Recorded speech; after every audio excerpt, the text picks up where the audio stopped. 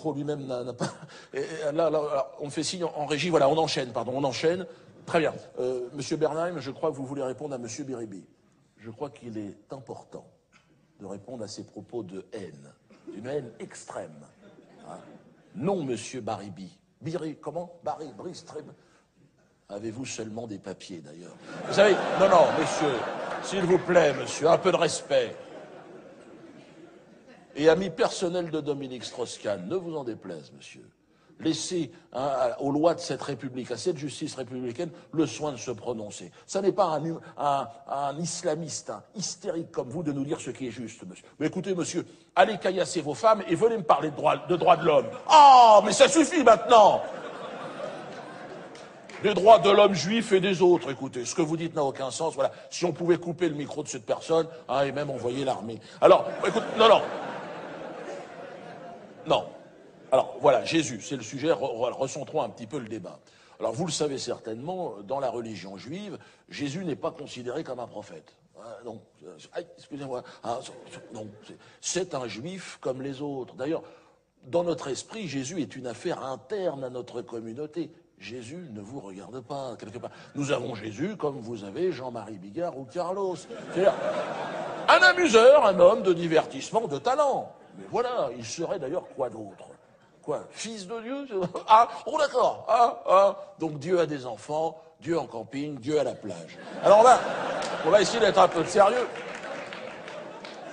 Jésus s'est laissé embarquer dans une histoire, le succès, des copains, l'alcool, voilà, jusqu'à se faire crucifier. Là, voilà l'histoire de Jésus. Et là encore, les Juifs n'ont rien à voir dans cette affaire de crucifixion. Rumeur antisémite abjecte, colportée toujours par les mêmes, les Mel Gibson, les Dieudonné, j'en passe. Mais les Juifs n'ont rien pu faire, monsieur. Les Juifs étaient là, comme tout le monde. Il est là, il est caché derrière. Bon, voilà. Non. Alors, oui, dans les textes religieux juifs, il est précisé, vous avez raison de le dire, que le sort de Jésus est scellé, dans le Talmud pour ne pas le nommer. Alors, le sort de Jésus est scellé, il est de bouillir pour une éternité dans une marmite d'excréments. Oui, mais ça ne veut pas dire que les Juifs ne respectent pas Jésus. Au contraire, ça veut dire Jésus revient dans ta famille, plutôt que de vivre dans le monde de l'excrément. D'ailleurs, taisez-vous, ce que vous dites n'a pas de sens. Vous savez, d'ailleurs, le pape lui-même l'a reconnu en se rendant à Jérusalem il y a peu de temps. Il rampait sur le sol, le pauvre là-bas, il demandait pardon à qui voulait l'entendre. On lui a pissé dessus, pourquoi? Pour cette collaboration abjecte, monsieur, de l'Église catholique avec le régime nazi. D'accord? Et là, je vais demander une minute de silence. On va dire que c'est bon. Vous savez, non, attention. Non, monsieur, c'est très grave. Bien sûr que le rôle de Jésus est central. Sans Jésus, pas d'église, pas de collaboration, pas même de nazisme. Jésus, vous voulez le fond de ma pensée, monsieur, un peu de respect. Jésus aurait dû être jugé à Nuremberg aux côtés d'Hitler. Voilà ce que je pense. Et non, c'est très grave ce que vous dites. Attendez. Et d'ailleurs, je soutiens d'ailleurs cette initiative de M. Klarsfeld, président d'honneur de cette très noble association des beaux-frères et des belles-sœurs de déportés. Et de leurs chats, d'ailleurs, on oublie toujours de le préciser. Qui veut poursuivre Jésus, oui, 2000 ans plus tard, et demander des réparations à hauteur d'un préjudice, malheureusement, qui ne se compte pas. Tout à fait. Et là, je vous apprends peut-être, monsieur Bernheim, mais la chaîne sera partenaire de cette opération. Donc, Jésus, rends-nous notre argent. Voilà. En partenariat, voilà, avec le ministère de la Culture, du Transport, Interflora, tout le monde. Alors, peut-être vous voulez intervenir, le père Bernardin, qui a l'air un peu en colère. Je suis pas en colère, je suis scandalisé. Parce que je viens d'entendre parler ainsi de notre Seigneur et Christ le roi, mort en croix des hommes pécheurs.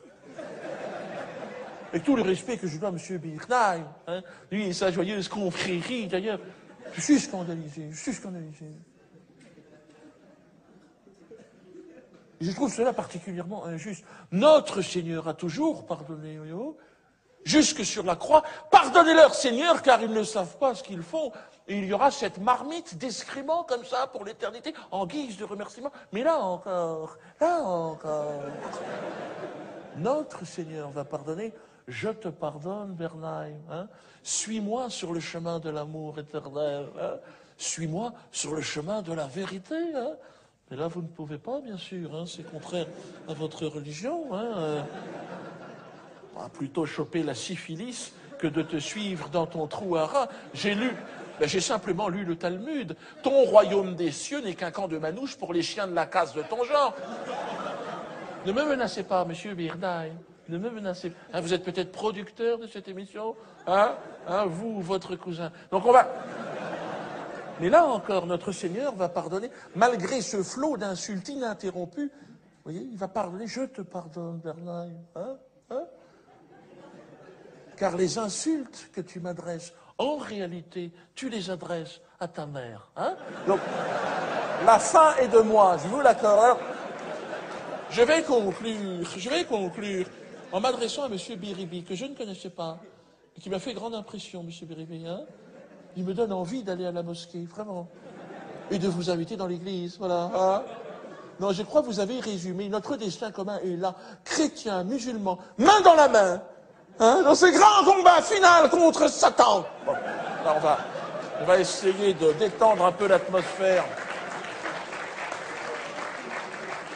On va peut-être essayer de détendre l'atmosphère en passant la parole à notre ami peut-être du Québec.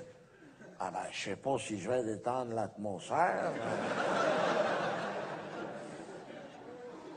Moi, mes oreilles sont pas capables d'entendre les hosties de coris de tabarouette. Les pleurnicheries de monsieur le curé, ben voyons donc, monsieur le curé. Saint-Christophe en slip, m'en soit témoin. Vous nous en avez fait bouffer de la marde. Tous les Québécois vous le diront, je la connais pas, tout même dans le grain, non, la BTB, là-haut. À qui vous avez pas fait bouffer du chapelet au forceps? Hostie de calice de Sainte Thérèse en string. C'est vous les crucificateurs de Christ, c'est pas le peuple québécois. Nous, on a porté son hostie de croix dans le neige. Vous nous avez confisqué notre éducation, les catholiques. Pour moi, toutes les religions, là, les juifs, les chrétiens, musulmans, c'est la même gang. Jésus, il n'a pas de religion. C'était un athée. C'était le prophète des athées. Conclusion comme une autre. Merci en tout cas pour votre participation.